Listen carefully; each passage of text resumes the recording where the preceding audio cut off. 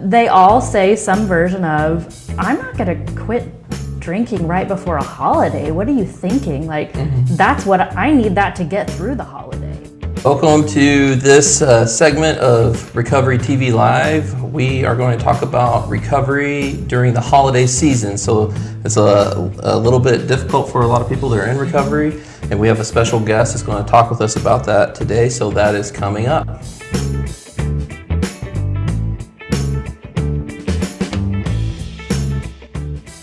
Sometimes when we aren't in the middle of the best part of our life, we look around and we see, and our perspective is very set on other people must be getting what we're not getting.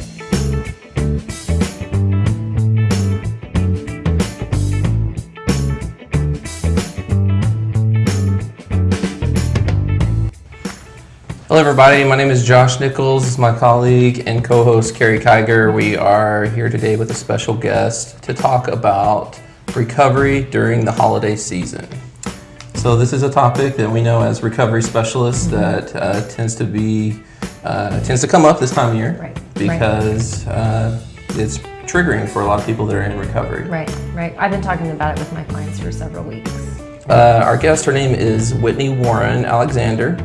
And she is the founder and owner of the Warren Alexander Group in Stillwater, Oklahoma. It's a multi-therapist private practice group similar to what we do here at Family Solutions. And she's been in the recovery field for a lot of years, particularly with drug and alcohol addiction. And so she's a licensed marital and family therapist, a licensed alcohol and drug counselor, and she has a lot of other trainings under her belt and does a lot of different things. And so without further ado, Whitney, thanks for being here today. Sure. Glad to be here. Yeah. So today on this episode, you're here because we wanted to pick your brain a little bit to talk specifically about the unique struggles that people have this time of year, particularly people in recovery. So again, you've been in this field longer than any of us. And so you've had many holiday seasons under your belt where you're working with addicts, or just people who are, in therapy during this time of year, and it can be quite triggering. So I want to read a quote from you, actually, which I have that on the screen for people to read. It says, some people associate the holidays with shame or secrecy and want to shun the whole thing. It's not always a Norman Rockwell painting. Can you tell us, what did you mean by that? I like how you said not a Norman Rockwell painting. I can vividly remember, and maybe this sounds really silly of somebody 24 years old starting in the drug and alcohol recovery field, but I can remember the first time being introduced to working at an inpatient rehab for drug and alcohol treatment. And our supervisor saying, now remember, the holidays are not a happy time for everyone. And I'm like, wait, what?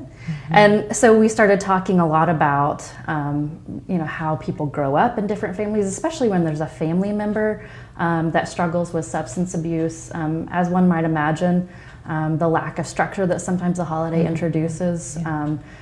It's socially acceptable many times to have, to engage in substance use in general, but that many families have, if there's substance abuse going on, then the family traditions, the family holidays are not typically something that could be really fun or, thought back on as, particularly lovely. And this was my first introduction to recognizing that the holidays was more than just stress, more than just that, how I considered the holidays. It was sometimes really triggering, and not people sitting around the table with the big turkey, and that there was a lot of other ways that the holidays present themselves depending on what family you come from.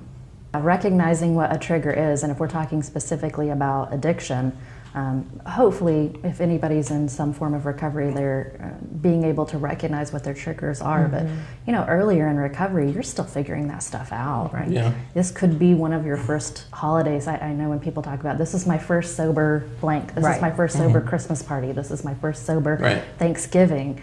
Wow, that tastes really good. I didn't even realize that tasted like that. Yeah. Let's keep going with that. What's triggering typically for most people? Yeah. I think of triggers as sort of external and internal, right? So external triggers could be, seeing somebody else drink, seeing somebody else do the thing that you want to do, of course. Internal triggers are the ones that I focus on a lot more, and those are where we kind of talk about feelings or thoughts that somebody might want to avoid. So maybe it's really uncomfortable. Maybe you've done somebody wrong in your family. That's not an uncommon thing to have done somebody wrong in your family when you struggle with substance abuse or substance addiction. And so then there's this whole gathering of these people that maybe somebody in there you've done wrong. Well, that's going to bring about feelings of either guilt or shame. And it's, one of the easiest ways for us to distance from that feeling is to use a substance, something to numb that just a little bit. So those are some of the triggers that I see. The other stuff is just, little things like, it's just this food goes with this drink, or it feels really great. Marijuana is something that's really big now. It just feels really great to pair marijuana with eating a big meal or watching a football game. And so wine and cheesecake. Exactly. Putting those things together, and it's kind of the idea that, how am I going to do this without having that thing that I think goes with it? Right. And I'm noticing as you talk that there's a lot of sensory pieces to that, right? I totally that people agree. may not understand that the brain is, taking in all those five senses all the time. Absolutely. And you may have thoughts prepared, but you didn't expect your body to crave the taste or to get a smell that sends you down a certain path. So interesting to do. Even, again, sometimes it's the smell, right? So if Aunt Susie has a glass of wine and you smell that, like you were fine until... And then all of a sudden I'm taken back to, I'm not drinking wine. What does that say about me? How am I going to deal with this? Yeah. Or what about the people that look at you and say, why aren't you doing this? So you kind of, some people might even feel like they don't want to stand out, and so they feel this, even if people aren't pressuring them, they might even just feel this pressure to join in because the culture of the holidays says this is what we're supposed to do. Well, and I think it's so interesting that this comes up a lot in substance abuse, especially when I'm first starting to talk to somebody about the idea of letting go of, let's just say drinking, for instance. Sometimes I talk, do you have the kind of job that it would be noticeable? And they all say yes. But the truth is, that's really not very true. Having been through recently being pregnant and not drinking, obviously, nobody really notices that stuff as much as you think they do. But in your mind, everyone is looking at you while you're drinking iced tea and everybody else is having a beer or a glass of wine.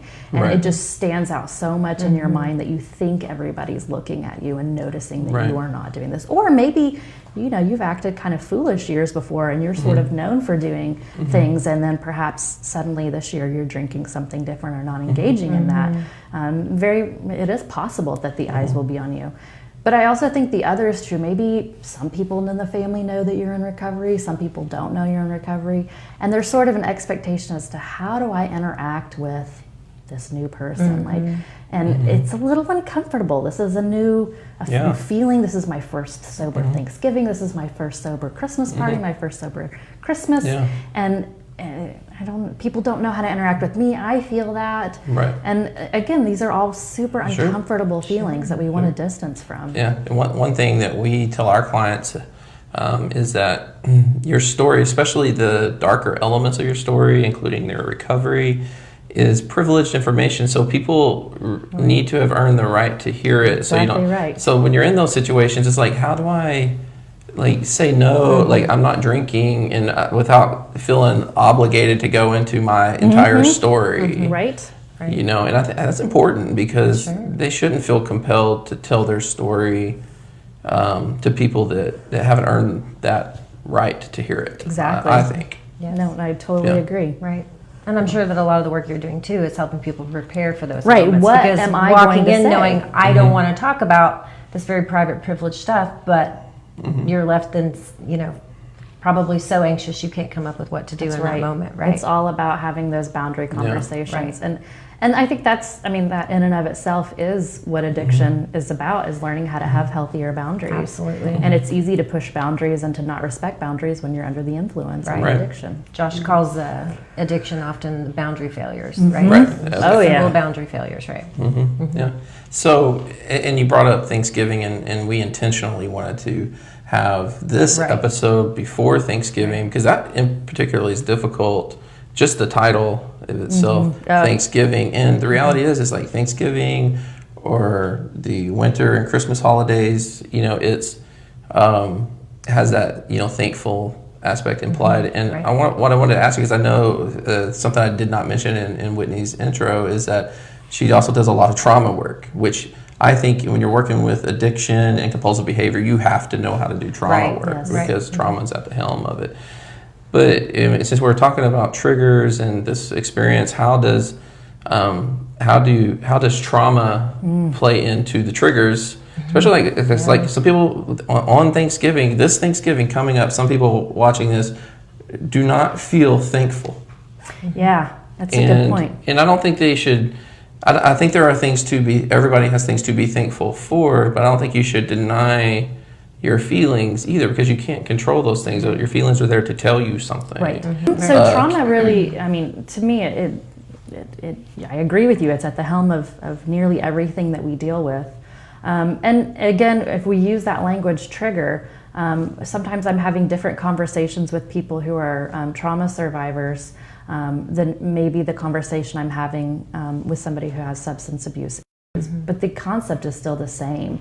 And so I think, when I envision trauma, the idea is, where are you at in your treatment process? Because early on in the treatment process, you're really uncovering all of these emotions that you've kind of pushed down for a really long time. Yeah. And so if you're really early on it, or you're just in the thick of figuring out what your emotions are, and this is the first time you've come to a Thanksgiving and you don't feel particularly grateful about what life has thrown at you, you have to have the ability to talk that out with somebody, to have that normalized, because that's so normal. I mean, it's just so normal, and there's nothing wrong with that. I love the idea that our feelings are there to tell us something, right? They don't have to be placed in charge, but they need a voice. Right. Right, exactly. I like how you said that. I do. Yeah. I'm sure I stole it from like Marshall. Yeah. So speaking of stealing quotes, Whitney did this one I'm about to put up on the screen is not one she stole. Right. This her own. Whitney said, addiction is a way to avoid things that are unpleasant. If the holidays are perceived as unpleasant, it is often a huge trigger to engage in an addiction. So that kind of goes right along with what we're talking about. We used to have a kind of, there's the cycles in drug and alcohol treatment, right? And so when I worked inpatient particularly, there was a point where nobody, like we were in a 90-day treatment program, nobody's coming in. Nobody's coming into treatment, because they all say some version of, I'm not going to quit drinking right before a holiday. What are you thinking? Like, that's what I need that to get through the holiday. And so it's just the idea that, we always had a bit of a lull right before the holidays, not because people weren't doing things to excess and needing to go to treatment, but the idea of sobering up to engage in something so difficult like the holidays is just mind-blowing. We know our addicts' mindset sometimes is the last hoorah. January was, all right, I'm gonna get it right. I'm going to treatment. January 1, January 2. I'm a little hungover January 1. Right. But to me, that just speaks volumes about the need to just avoid what is unpleasant, and not avoid necessarily by not going, although that certainly happens. But it's avoid through utilizing a substance that lets you distance from it. Right. Well, we're talking a lot about addictions too, but what I want people to know is that you could be watching this and be thinking, I don't have an addiction, I don't really have a process addiction or drug and alcohol, and maybe that might be a little hard for us to believe because that's our world, but the reality is that there are people who aren't addicted in this world. Right. But you might be thinking to yourself, like, but I am in therapy, or I am working through some mental health or emotional or relational thing, and some of these things can still fit. You still have triggers. Right. The holidays can still be hard. You don't have to be sitting there thinking that I'm not an addict, so, and the holidays are hard for me, so something must be wrong with me. You know, no, I mean, the reality is that you're a human being that's living in this world, and this world is often difficult, especially this time of year. Well, I think that the holidays tend to bring up and highlight our expectations, whether they're being met or whether they're not. I can clearly remember the idea that in my head that once you have children, that you turn on Christmas music and you bake Christmas cookies and then you decorate them and then you eat them whilst drinking hot cocoa and watching a Christmas movie. Doesn't that sound wonderful? Wonderful. Do you know how many years I tried that and it went kaput? Just they like to eat the cookies. They didn't want to do any of the. They did not want to watch the Hallmark movie. They did not like. Right. It They don't want to didn't clean up work. after the cookie maker. Never worked. frustrating. I know, and it's this beautiful expectation that we create in our minds Yeah. about what it's supposed to be, and then reality hits, and then we're bummed. Right. Yeah. Yeah. It's the idea of that oftentimes unpleasant feelings are the result of unmet expectations. That's right. And did we ever sit down and examine what those what those expectations were? Not until we Right. stumbled upon the despair, right? That we go, wait, I thought carving pumpkins was going to be so fun. Oh, for And my 1 kid minute. hates For the one- pit right. feeling of it, or Right. 1 minute. I didn't Sure. even want this damn pumpkin. Right. Why am I doing this? And here Yeah. we go. Yeah. Yeah. You're like, just carve that pumpkin. I want the memory. Smile for that picture. Everybody smile, right? Sure. And then, Right. so everybody watching this knows that you got all these pictures that Yeah. we're all looking at on Facebook, Yeah. going, "Oh, Right. wow, they figured it out." They made the Christmas cookies but and the really- cocoa. Really, you were just posing. We said, They're- hold this cookie and look nice. Right. I can't even imagine being even younger and having your expectations shaped by the the Pinterest world or the Oh, yeah. the The social charter. media Yeah. world. Yeah. It makes it so much harder Yeah. to be authentic. Right. Yeah. I think that's a good segue because I do, in talking about recovery, I want going from substances and mental health, I want to go to relational health Yes. real quickly. I have another great quote from Whitney I'm going to put on the screen real Yes, quickly. there it is. The holidays may highlight what is being repaired in your own relationship and bring up shame for what was lost and why. I think that is a very powerful statement. Thank you. Tell us, before we try to interpret what you were saying, go ahead and tell us what you meant by that. And that came from me thinking a little bit about how, relational loss, how maybe infidelity, betrayal trauma, etc., may be affecting people. The idea is that, sometimes when we aren't in the middle of the best part of our life, we look around and we see, and our perspective is very set on other people must be getting what we're not getting. So if I'm in the middle of, maybe I'm in couples counseling with my husband and it's really hard and things aren't going well, and I look over and I see my cousin and her husband and they look fantastic.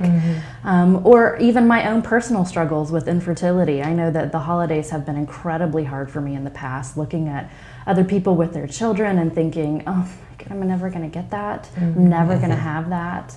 It just brings up this, and it can bring up this internal loss. And even if you're in the middle of, grappling with whatever thing that you're dealing with, and you're in counseling or you're, doing something for yourself, don't be surprised if the holidays, give you an opportunity to just really think about that loss in one other way. And it's important that you look at that and that you see it, but it's also important to recognize that that's really painful and that that's going to have an effect on you. Right. Carrie, I was going to ask you too, because you specialize in working with the partners of addicts, or the partners who have experienced the betrayal trauma is what we call that. So infidelity, sex addiction, sexually compulsive behavior from spouses. What are some of the things that they're worried about this time of year? Well, I think that relapse obviously is a primary concern for partners. And that's part of it because that's out of their control. But the other part of it is just the intense loss that kind of Whitney's referencing there of, it's hard to not reflect on, last Thanksgiving we were, last holiday season we were. Right. And remember our professor, information is found in contrast. And so the contrast of what we were before and what we are now, and Right. there's such an immense amount of grief, loss, emotion around it, and so they're nervous about even anticipating feeling that, right? And or even especially if there were secrets. Oh, that was me back then, and I didn't know. Right. And feeling foolish, and that kind of almost covers up the loss to the foolishness. And so that's what I'm hearing a lot and trying to process. Right. And with people around the holiday season, especially if it's kind of like Whitney talked about, the first holiday Yeah. season of recovery. Right. I kind of think when we talk about this in recovery with our clients, that the first year is really hard. Always. Yeah. So and not just, if people were doing recovery not in a relationship, I'm not saying the first year wouldn't be difficult for them, because just starting recovery is hard. Right. But I think it's particularly hard because of relationships the first year. The first Thanksgiving, the first Christmas, the first birthday celebration. A birthday's in particular, because I'm supposed to be celebrating this person, and if that person hurt me,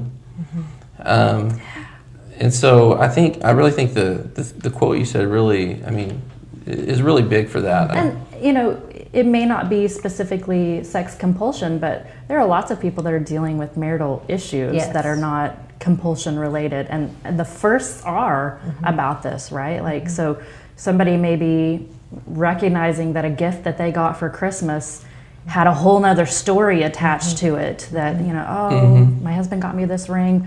He got me this ring because he knew that I was going to find out about the affair he'd been having, and I don't even want this stupid thing anymore. And now I'm remembering, and it can be really, those are what we would call those triggers. Yes. And, there's this quote from the Big Book where, in one of the stories where she talks about, recovery won't allow me to go back and change the past, but it allows me to start a new future, create a new future.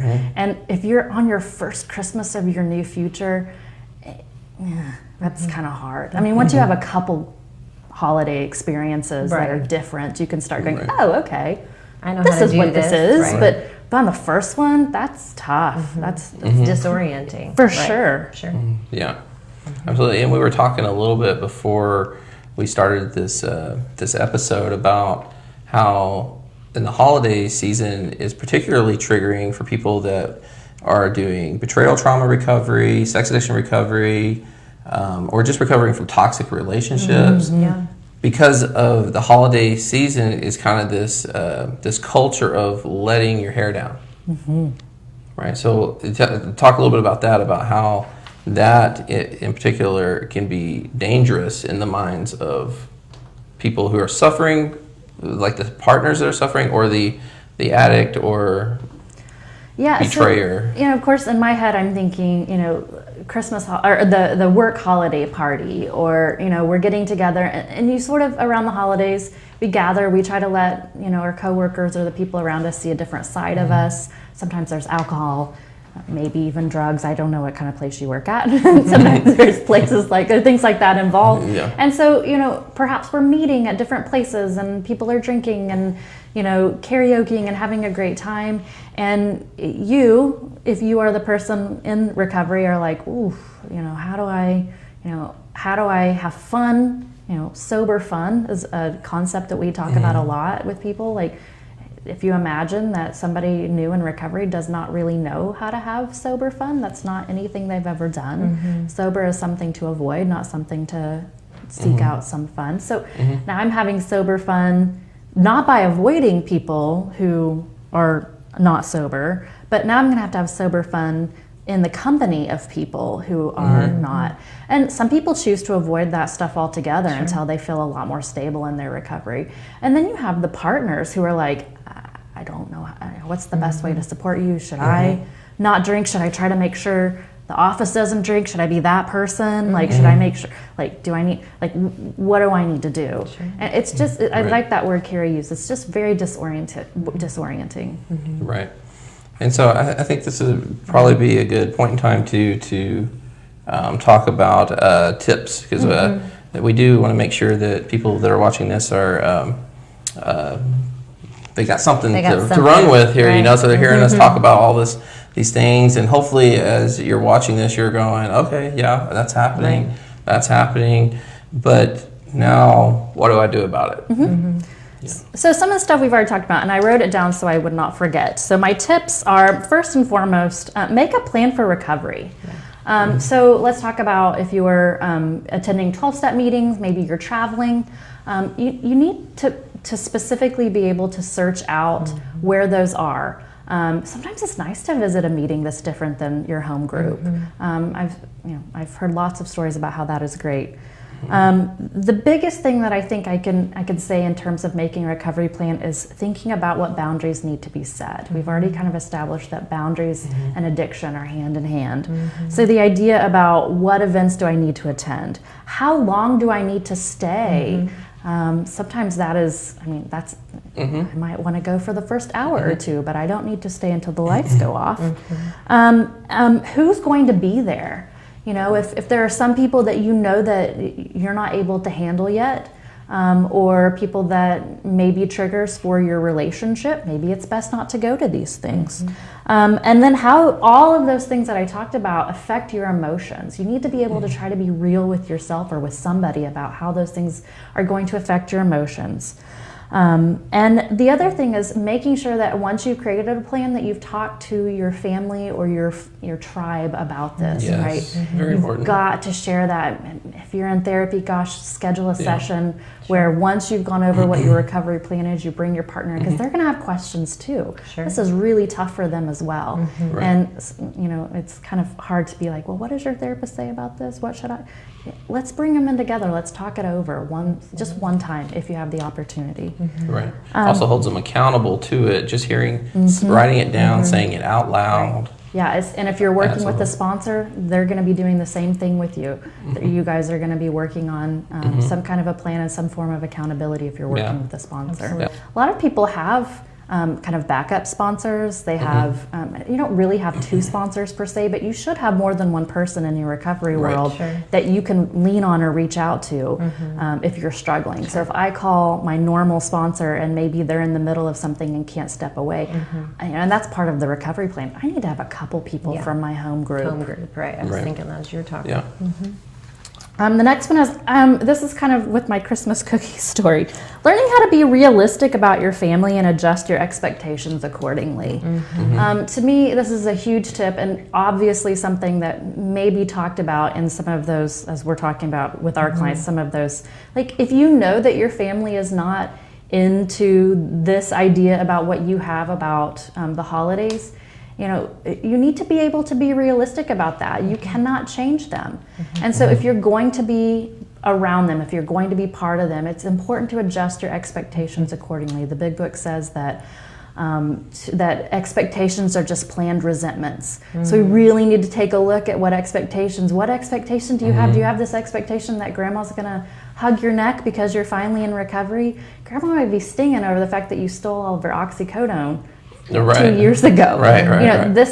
If you have these expectations, it's really important to write those things out, to talk those things out, and to reality check those expectations. I would encourage people to give yourself some latitude to struggle.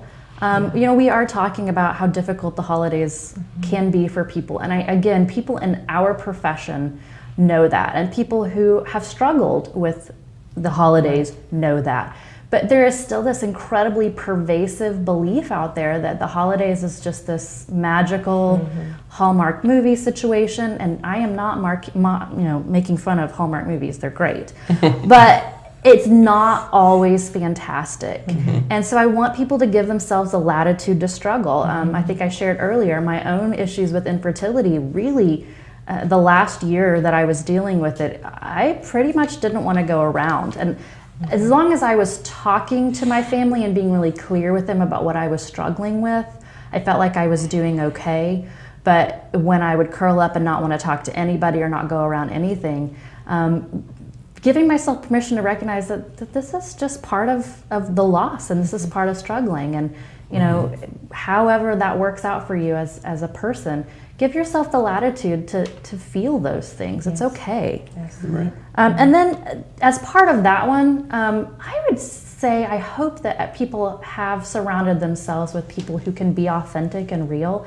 And if you have some of those people in your life, ask them to be real with you about what their holiday struggles are too.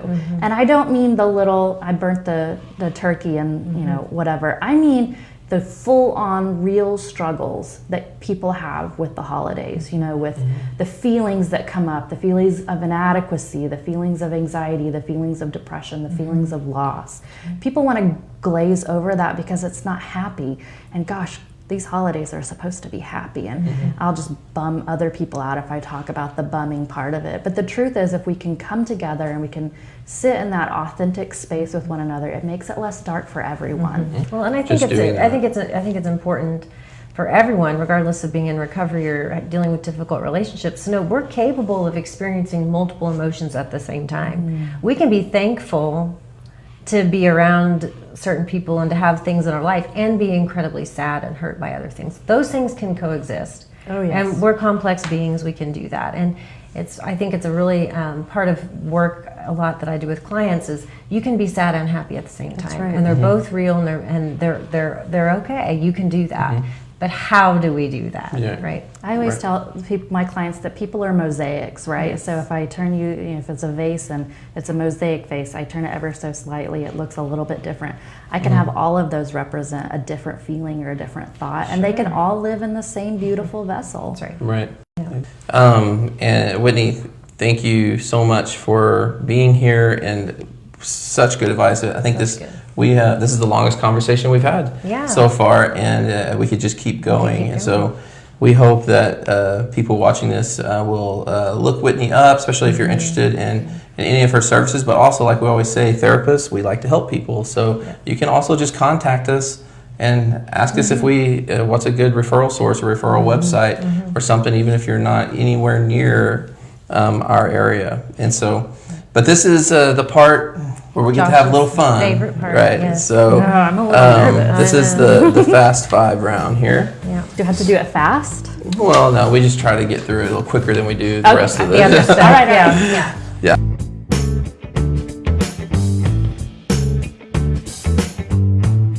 Okay, here we go. Question number 1. Name someone interesting to you, dead or alive, that you have never met that you would like or would have liked to have dinner with. Oh man, do I do the therapist one? This is so tough. Okay, my first thought is Francine Shapiro. Oh yeah. Creator of EMDR. And she seems like, first of all, she doesn't seem like she's anything like me. So I think that I would find her to be incredibly fascinating in picking her brain. So that's who I would pick. Okay. And she's not dead. She's alive. Maybe I can get this one. Maybe this will be a reality. Bucket list. A question that I've learned on this particular question that I usually ask it right after I ask the first one, but no one answers it when I do it that way. So kind of the double-barreled questions. The sub question. The sub question is, what would be the first thing you would ask that person, or want to discuss? We'll say it that way. What's the first thing? How did your eyes feel when they wiggled? Like this is the story, right? That she's walking, she's taking a walk, and her eyes start wiggling. Like what? Like that's what I would want to know. Like were they like this? Like, and how did it feel? Right. Like that you took such notice. Yes, right. It would have to stand out, or she's just the most observant human alive. Right. That's what I would ask. All right, that's good. I like it. And so those of you that might be watching that have no clue what we're talking about, EMDR is eye movement desensitization and reprocessing. We actually did an episode on that with Derek Thomason, so you can go watch that. But it has to do with eye movement. Bilateral stimulation specifically. Can be done through eye movement. There we go. So, but the story of how that began, which actually I think Derek talks about that. We all do. Yeah, because it's so infamous walk. It's the fascinating walk. Story. Right. The walk. Okay, so this is another fun question for you, Whitney. What word is fun to say? I don't think I can say it. Go. Okay, wait a second. Hold on. We don't have a mute button. So if you guys are worried, go ahead and turn away from your screen. No, I can clean it up. I'm sure my grandma won't want to watch this. Differentiation is a fun word. And it's a concept that has eluded me for many, many years. Like I remember specifically asking Dr. Fournier, okay, what is this differentiation? And that's the last person I should have asked, right? Yeah. Because first of all, he probably had one of those where every letter stood for something. What are those things called? Acronym. Yes, he probably had. D stands for distance. I stands for Individuation. internal. Whatever. Right. I was no closer to understanding it Yeah. after I asked the question Right. than before. But Right. it's a good word. It's a good one. Differentiation. So It's fun. this is funny because you're the first guest we've had to offer all this clarity. So go ahead, for everybody that's watching, Carrie, clear up one, who's Dr. Fournier, Yeah. Oh, yeah. and two, Yes, what yes. we're not talking about the same differentiation that most people think. Well, we're talking Dr. about. Fournier is was the major professor for all of us in our graduate program, And we loved it. we loved him, and he no love in the present Love- sense. He's still here. I was referencing the differentiation moment. Gotcha. But he Quit is moving into my screen. he is Sorry. one of the our program was small and intense, and we were a pseudo family, so it was very intense. Yeah. Differentiation is a therapy word, right? We're doing jargon here, and right, it's in general the idea that you can exist and not be a part of somebody else, right? And you can coexist and still be part of a unit. So it's Right. the goal. Fancy right. boundary word. Fancy boundaries. It's the Right. goal for you would say Everyone? most relationships. Yeah, right? relationship and individually, just right. You might think of it kind of like Maslow's hierarchy. Of Yeah. Self-actualization. Self-actualization. Yeah, Sure. I always forget that one. Okay. Okay, all right. This is fun, isn't it? It's wonderful. Fun for Yeah. therapists. I thought we were gonna do 10 questions like Yeah. this. Bring it. I can add to it. Yeah. All right. What song is currently stuck in your head? Baby Shark.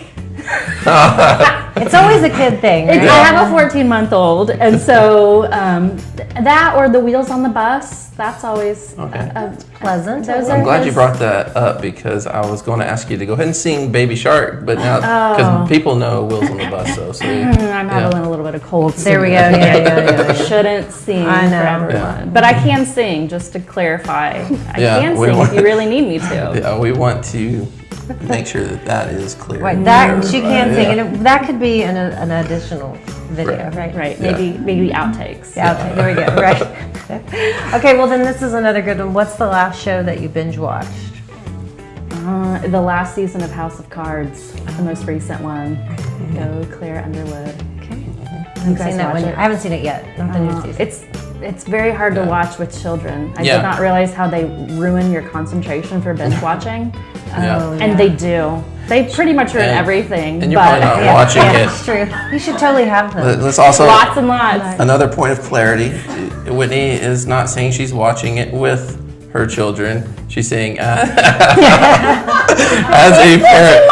She's got a 14. That's what I mean. It's not like she's got a 9-year-old there saying. Right. They're not sitting there sharing check this popcorn, out. maybe. But Maybe. you might. I mean, I have a 13-year-old No judgment. stepson, and he is not watching House of Cards. There you go. Okay. All right. But I might just go back and edit that out for all people. I'm just offended.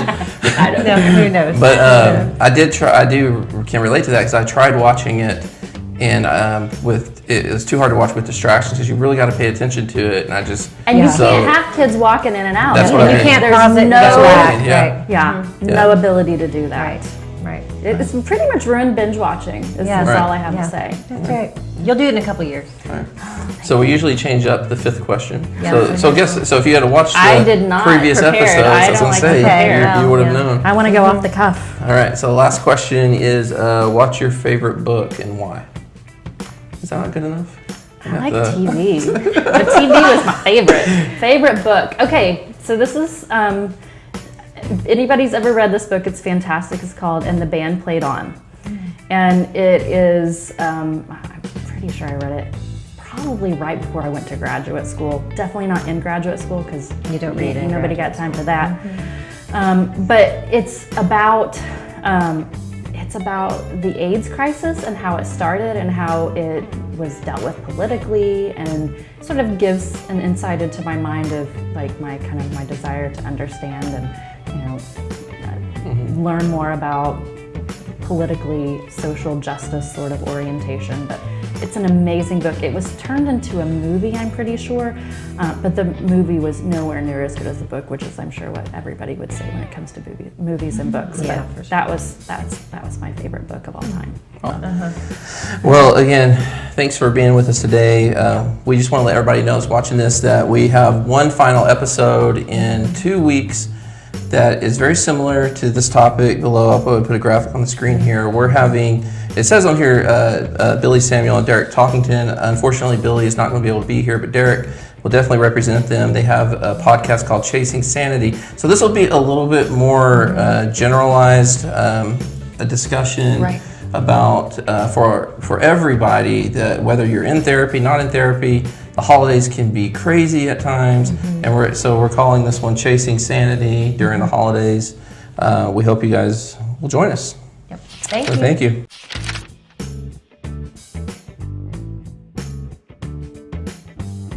Yeah, we have, I think, at last count, I think we're at 9 clinicians. We also have clinical graduate students who see clients on a sliding scale. So we're able to help people that are underinsured as well as those who are insured or private pay. And we, throughout all the different clinicians that we have a variety of issues that we can help the different people address in our clientele. Okay.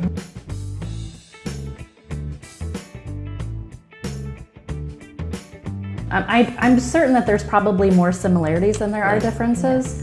One of the biggest things being that I think with drug and alcohol addiction, that you can live the rest of your life not having a substance. Whereas when you're dealing with other addictions, like stuff related to relationships or sex or food, you cannot go the rest of your life having that, not having those things. So in some ways, having a substance abuse addiction means that you know that you're going to have to spend the rest of your life staying away from a specific substance. And I think there are some nuances if you have to be able to introduce something, but do it in a healthy way. So I think those are some of the major differences that I see. Right. Yeah, so we often talk about the difference in process addictions versus substance addictions. So we're more on the process side of things, and you're on the substance side of things. But what we've seen, I'm sure you've seen the same thing, they often co-occur. They often co-occur, absolutely. Right. So if there's so in other words, if there's a substance, I think the most common co-occurring with sex addiction is drug and alcohol addiction. So I I'm think sure specifically alcohol. Alcohol. I think. Right. Yeah. Yeah, and I think of when I treat it, I think of it kind of like an onion, right? So that at its core, we probably, whether you're dealing with a process addiction or a substance addiction, you're dealing with whatever's at the core. Yeah. But peeling that layer of that onion back one piece at a time is just, it may look a little different depending on how they present or what they have. Right. Okay.